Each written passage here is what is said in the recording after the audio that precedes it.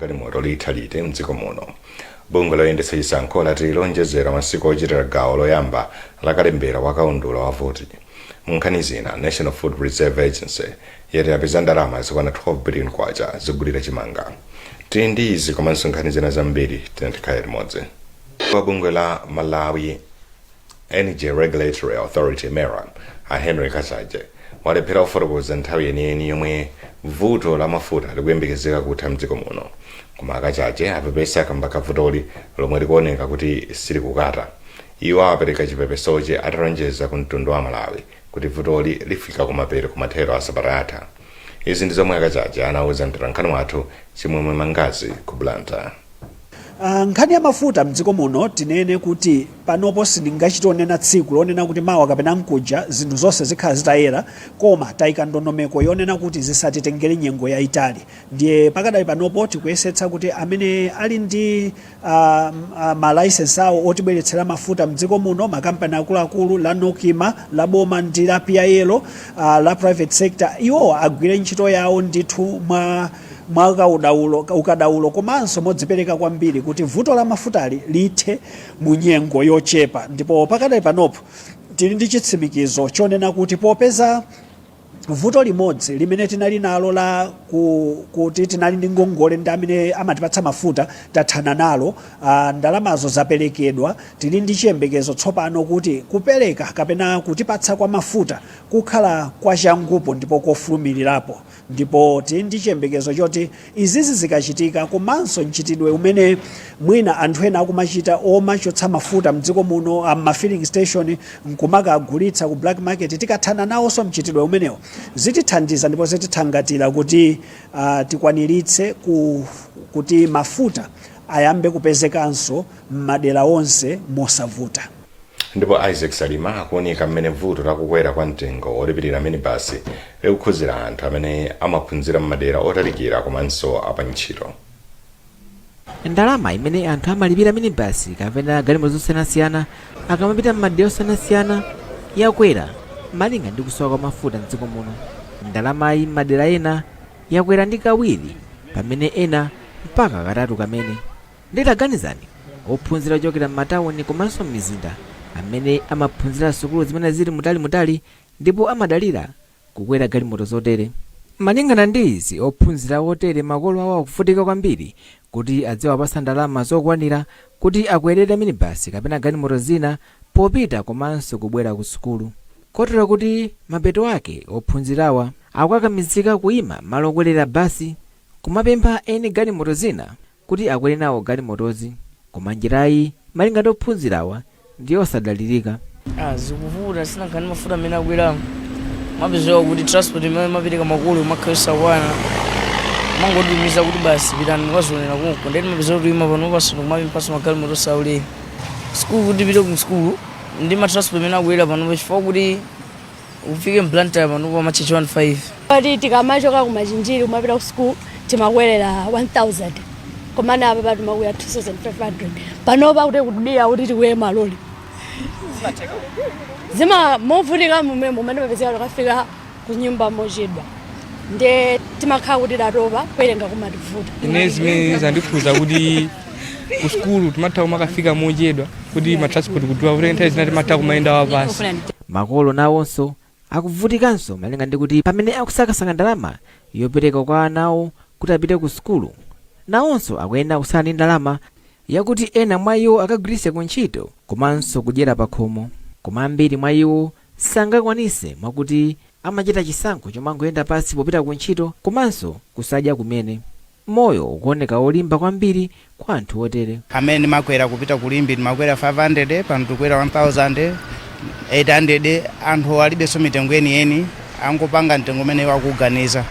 Ndiye ifeyo amene tingati a business kaya ana skulu kaya anzi ntchito tikuvutika chifukwa masalarizi komanso ndrama zimene timagwisa ntchito zomwe zija. Pamene anthu akupitirira kuvutika magawo osiyanasiyana m'dziko muno, ndiye chidziwikire kuti chimene asanacho anthu ndi chiyembekezo. Komabe funso ndila kuti kodi anthu akhala ndi chiyembekezo chikufikira liti? Nkhani zina bungwe la National Water Resources Authority ladandaula kuti anthu ena komanso kampani zikumakumbabe mijigo ndi zitsime m'mizinda ndi matawuni mopanda chilolezo ku bungweli. Ngakhale izi nzoletsedwa. Mwazina bungweli lati madzi a mijigo matawuni ambiri amakhala oyipa kamba kuti amasakanikirana ndi nyasi. Kuchokera ku Nzuzu Samkalimira ali ndi nkhani yonse.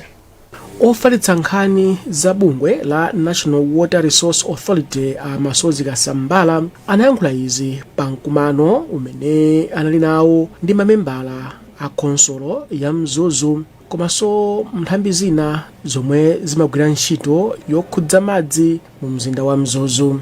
Akasambala anatsindika kwina kuti bungweli silikusintha chiganizo chotseka mijigo imene idakumbidwa mu mzinda wa Mzuzu popanda ziphaso, ndipo anena kuti izi zichitika posedwapa pofuna kukonza zomwe akuti ndi zolakwika. Malamulo amanena kuti palibe munthu amene angamange mijigo kapena kubola mijigo asanatenge chilolezo kuchokera ku National Water Resources Authority. Lamulo limene linakhazikisika pofuna kuteteza miyoyo ya anthu komanso kuonesesa kuti ndi madzi mpaka. Pakali pano ntchito ili mkati kuonesesa kuti mijigo yachinyengo ndi iti, mijigo yovomerezeka ndi iti.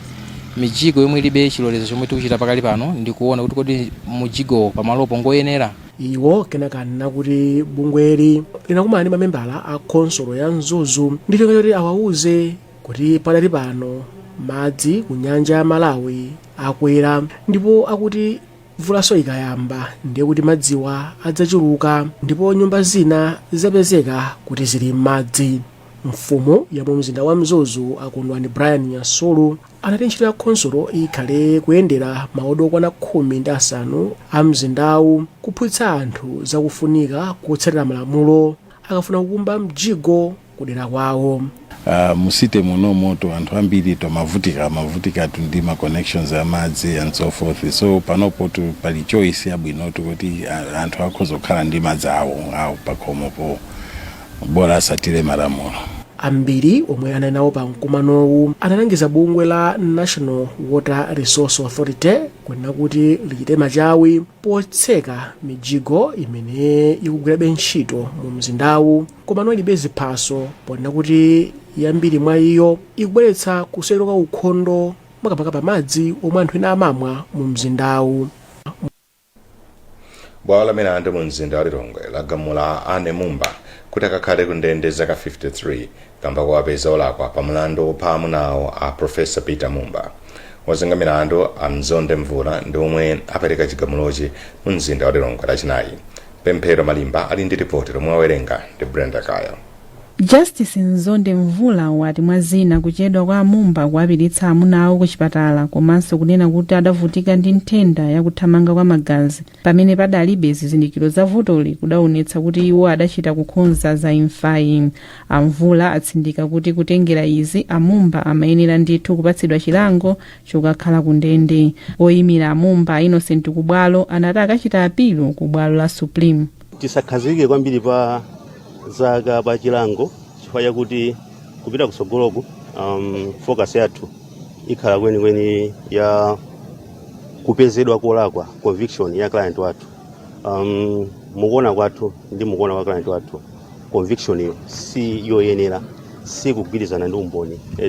Pali zinthu zambiri zomwe mukuona kwathu sizinapangidwe consider ndi court, pali zinthu zambiri zomwe zinapangidwa consider mwamwina mukuona kwathu sizinapangidwe consider moyenera.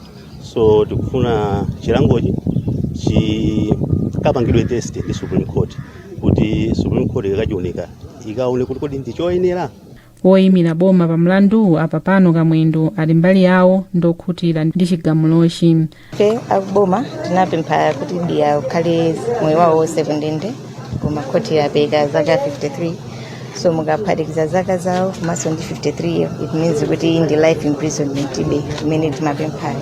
So ife aboma tachilandira ndithu chigamulo chimene khoti lapereka. Pakadali pano Amvula apereka masiku 30 kuti Amumba achite apilo ku mlandu.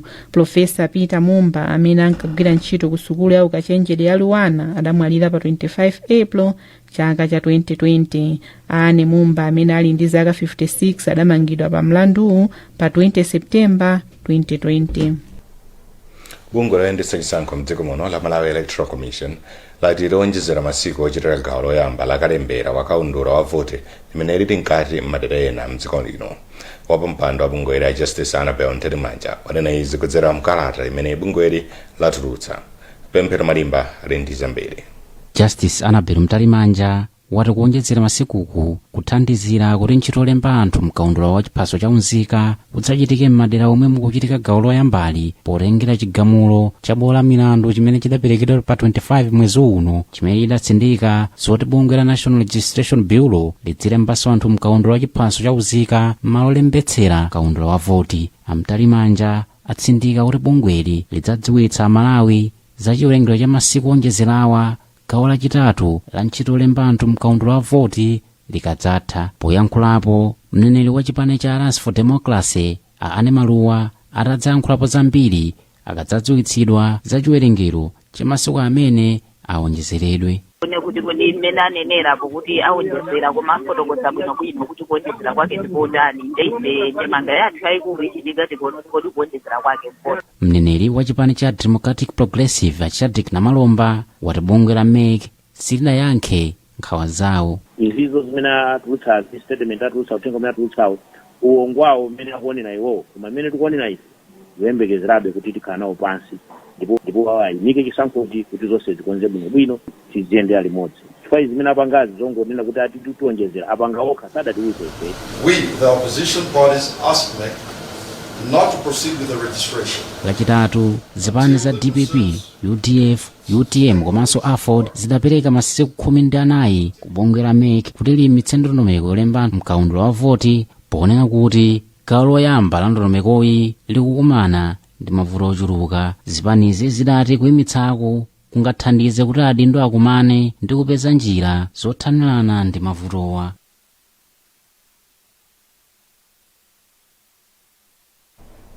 Tipitiriza kupasirana nkhanizi mukatha kuonera izi.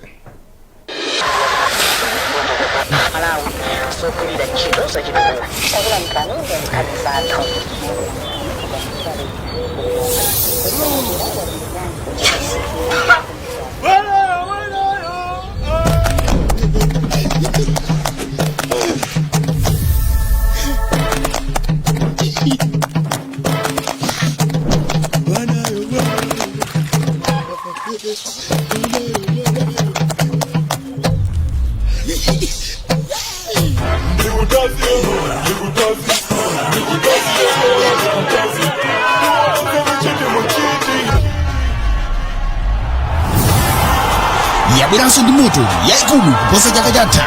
Ndalama za Nkhani kwa matini wosewera adayiphwanya chaka chino ndani. 30 mita Airtel libe size madolo mwakonzeka. Airtel top 8 za madolo. Battling for the price. Airtel libe size. Welcome to Premier Beta. You have tried the race, now play the best. Win big with Navigator. Watch your payout soar higher and higher, but cash out before your winnings fly away. Join the fun now at Premier Beta. Beta with the best. Everyone knows foods with protein are good for us. A wonderful meal for the family.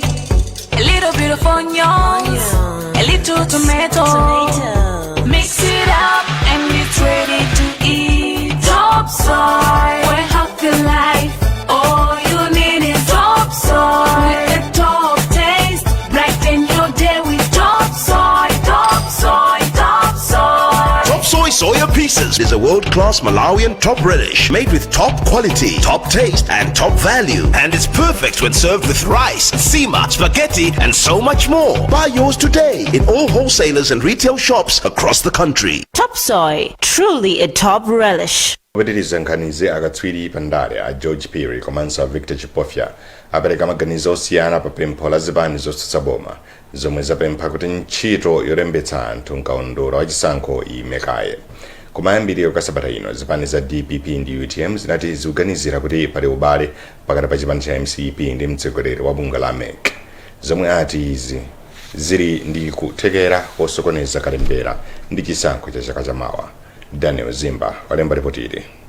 Pempho la zipani zotsutsa boma kuti mtsogoleri wa bungwe la MEC atule pansi udindo komanso kalembera wa chisankho cha chaka chamawa auyimitse kaye. Aphiri ndi achipofya ati likusonyeza kusakhutira ndi utsogoleri wa dziko lino komanso mmene bungwe la MEC likuyendetsera kalemberayu. Aphiri ati pempholi ladza nthawi yabwino chifukwa nthawi ilipo kuti zinthu zina zitha kukonzedwa nthawi ya chisankho isanafike, koma atsindika kufunika kowunikira zotsatira ngati kaundulayu angayimitsidwe. Koma chimene mwina ningafunse koso kwa otsutsa bomawo angonena chabeza kuti atule pansi udindo amene ali wapa mpando wa Malawi Electoral Commission MEC.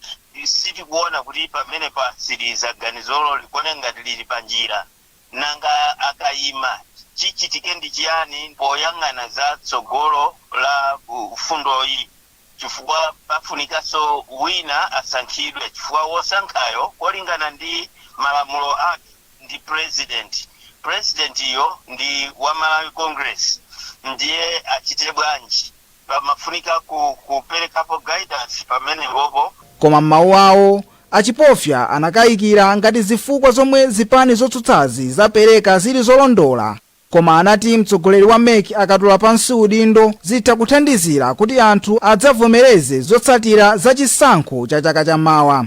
Ngati pali chipale chimene chichi mwina ndijanzeruzi kunena kuti atali manja ayimeke pambali apereke kwa munthu wina kuti alibe chipale china chili chonse kapena kuzana kwina kulikonse ndi wina aliyense wa zipani zomwe zikupikisana nawo kusonkhana chaka chammawa, chifukwa chokuti olo chisankho chizayende bwino anthu akapezerapo zifukwa pa nkhani ya kuyimitsa ndondomeko ya kulembetsa anthu awa zipani zotsutsa afotokoze bwinobwino kunena kuti chifukwa ninji akufuna aliteterezo chifukwa chokuti nthawi ilibe. Izi zikuchitika pamene bungwe la MEC likuchititsa gawo loyamba la kalembera wa chisankho cha mtsogoleri wa dziko, aphungu ndi makhansala cha chaka chamawa chomwe chikuyembekezeka kuzachitika mwezi wa Novemba.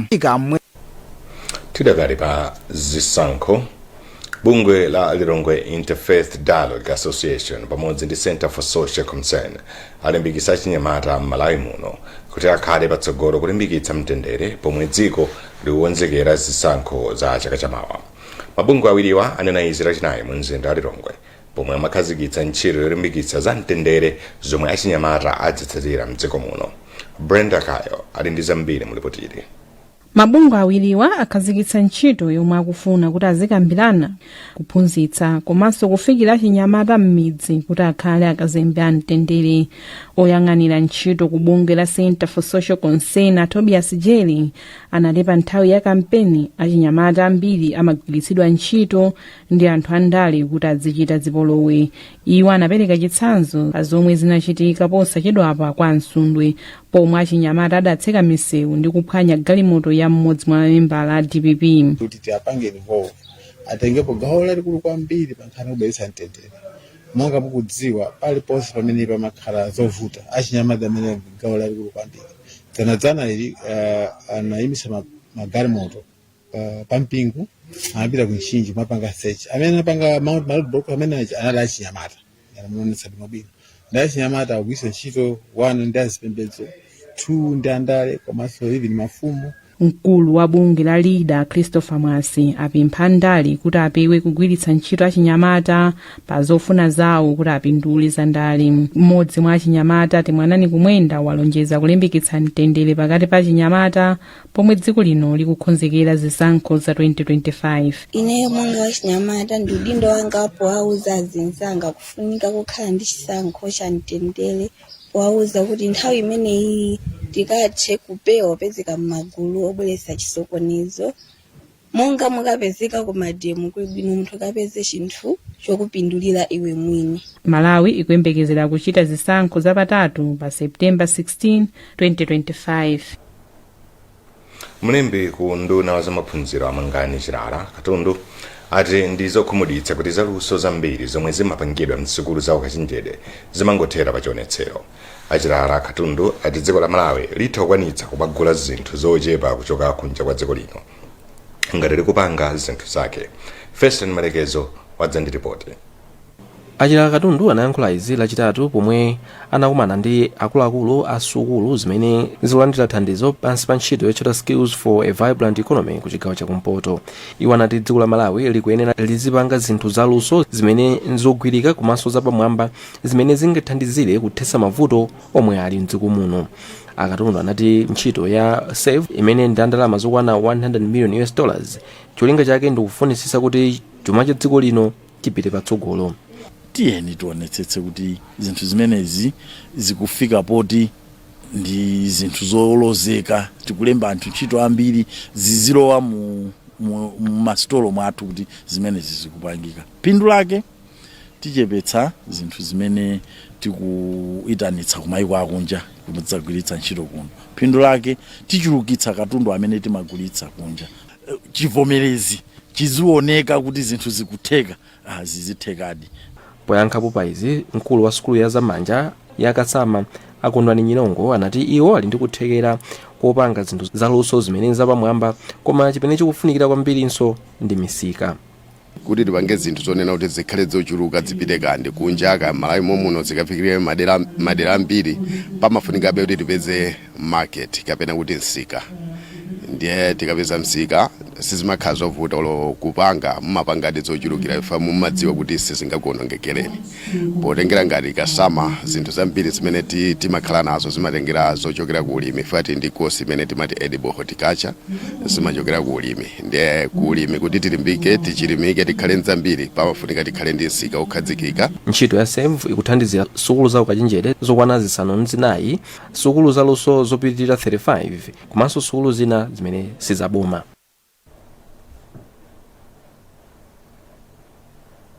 Mkulu wa bungwe la National Food Reserve Agency George Macheka wati bungwe lapeza ndalama zokwana 12 billion kwacha loti makamaka zoti ligulire chimanga. Iwane na izi mu mzinda wa Lilongwe pomwe bungwe layamba kugawa chimanga maboma ena mchigawo chapakati. Amacheka ofotokoza zambiri kwa Nkhani wathu Rebecca Chincheka. Itu malole osachepera 15 pa tsiku. Kumakhala pakati pa 15 ndi 20 amene tikuwachosa kuno ku Kanengo cha Utopitoni. Kuno tikupanga target ma district monga Nkhotakota, Salima, Nchisi, Lowa, Lilongwe, Dedza, monsemu mukupita chimanga komanso ngati mu Lilongwe muno tinalandiranso mpunga umene unachokera ku India nakonso tikufuna kugawa so mu Lilongwe midzimu.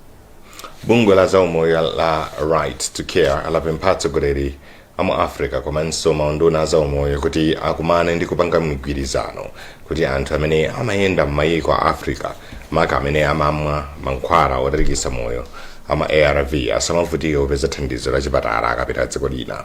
Bungwe lapeza kuti anthu amene akupita m'mayiko ena amakumana ndi vuto lopeza thandizo la chipatala zomwe zimayika miyoyo yawo pa chiopsezo. Zambiri mulipoti ili la Patience Lunda. Mmodzi mwa akuluakulu ku Right to Care a Precious Robinson anena izi pomwe amatsegulira chipatala chomwe akonza pa chipatala chachikulu cha Rumpi chomwe anthu angamapezeko thandizo monga kulandira mankhwala otalikitsa moyo. Mawu awo a Robinson anati anthu amene amamwa mankhwala otalikitsa moyo amenyera kumaonedwa mmene chitetezo cha mthupi mwawo chilili pakadutsa miyezi isanu ndi umodzi ina iliyonse posatengera omwe iwo ali. Pachipatala chomwe akonzachi a Robinson anati anaganiza zothandizapo ataona kuti chipatalachi chinali chakutha komanso odwala amasowa mtendere chifukwa chosowa chinsinsi polandira mankhwala awo. Abale Longwe ndi mmodzi mwa anthu amene amagwira ntchito ku bungwe la Right to Care. Mbuyomu panali madandaulo ambiri ngati kuti muna malo asanaloyenera kuti munazalandira mankhwala ifa cha issues a privacy. Amwena kuti ndimene clinic inayi set up, it wasn't very private, so anthu ambiri amakhala kuti mwina asamabwera kuzalandira chithandizo, komanso ena amene anakatha kumalandira chithandizo pamalo pano apita kutali. Kumbali yake mkulu ona za umoyo pa chipatala cha Rumphi Arnold Jumbe anati chipatala cha Kalechi chimasowetsa mtendere anthu amene amapitako popeza chinalibe mpanda ndipo anthu amadutsa ngati njira komwe amalandirirako mankhwala otalikitsa moyo. Ajumbe kenako anapempha kufuna kwabwino kuti athandize chipatalachi pokonza komanso kugula zipangizo zothandizira ntchito za umoyo.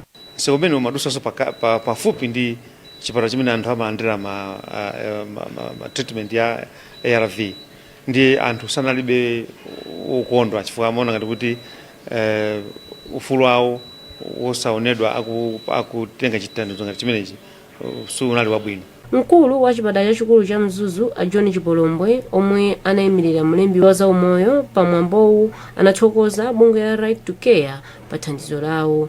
Ntchito yokonzanso chipatalachi yagwiritsa ntchito ndalama zokwana $120,000 ndipo chimathandiza anthu okwana 3,250.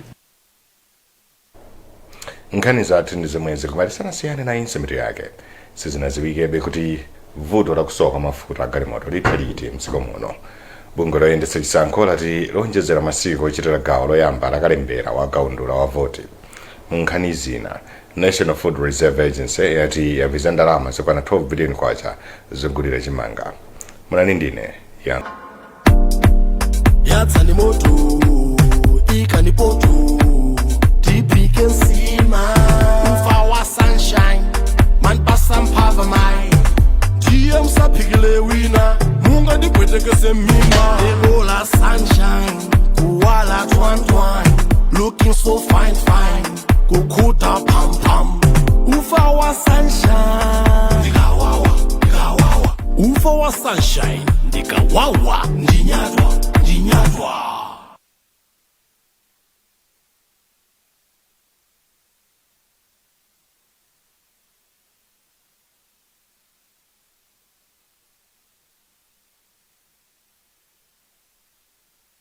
Every day is packed with its own surprises. You never know which thrill is around the corner. Feel good. Or how it'll play out. There's a sense of excitement. Did our plane just stop? Another cash out. That adds a little magic to my everyday. Feels like a party tonight.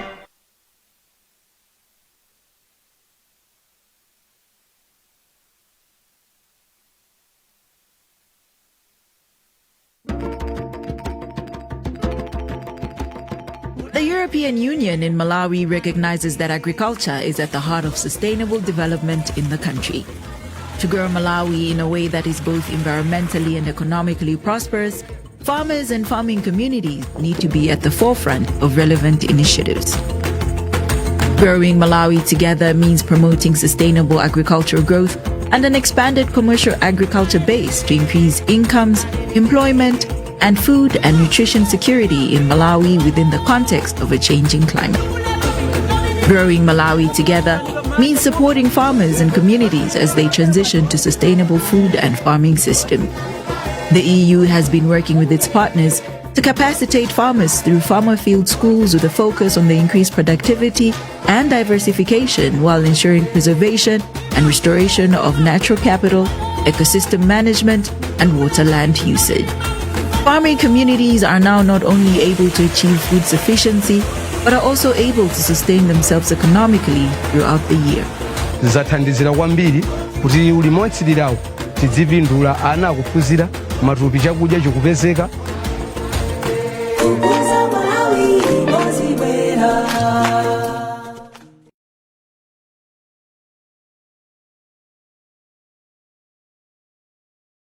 This Saturday and every Saturday, tune in to Times Exclusive, where award-winning Brian Bunda asks hard-hitting questions on your behalf. Inuyo mmasaganiza za chalichizi mwina nzitsamba kapena mwina ndi covenants ena yake. Did you access today's The Daily Times newspaper? What about yesterday's? Visit www.times.mw/e-edition and subscribe to E-Times, the electronic version of the Daily Times, Malawi News, and the Sunday Times. Access your electronic copy from anywhere using your electronic gadget. Access news at 1,000 kwacha per day. Access previous editions of news copies. Pay using credit or debit card or mobile money to get instant access. E-Times, it's about time.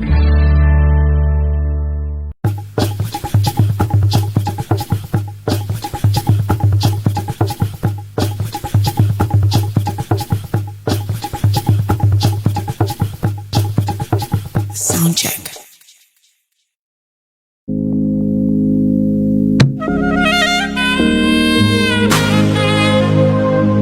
Mama, oh, mama.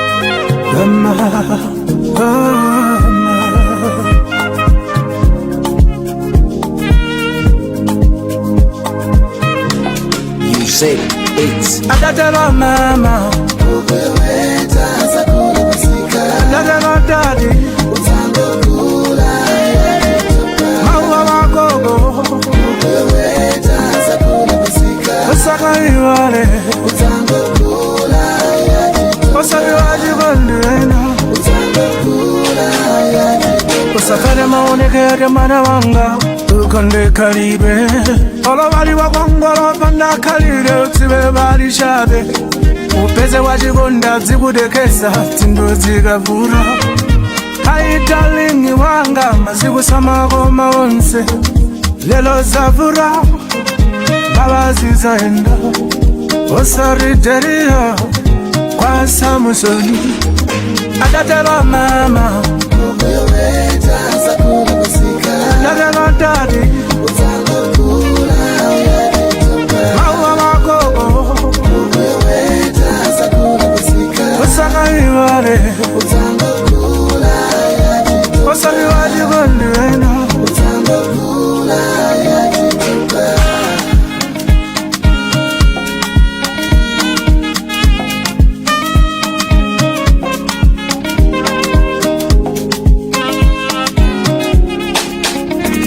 Sasa pesa wachikondolongolo ngati chidebe chapanda madzi zazirengera nkhondo ngalauzalira osati kalira mbepe lela lindiwe ati chimwemwe apeza kwina poti mnanzika mbe vuto likabera azibwera mapiri uzitsangire weka mbuya khale ngose yako adatela mama